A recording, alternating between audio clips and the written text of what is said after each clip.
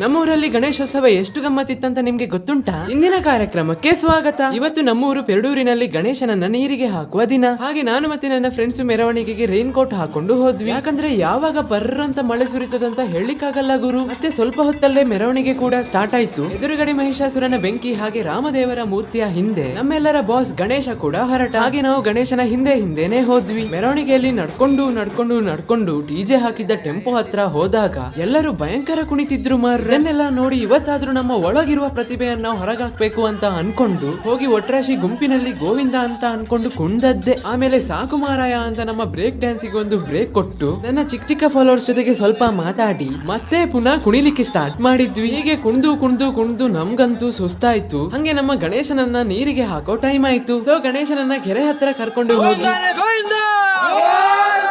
ಅಂತ ಹೇಳಿ ನೀರಿಗೆ ಹಾಕಿ ನಾವೆಲ್ಲ ಹೊರಟ್ವಿ ಅಷ್ಟೇ. ಮತ್ತೆ ನಾವು ಸಿಗುವ ಆಯ್ತಾ?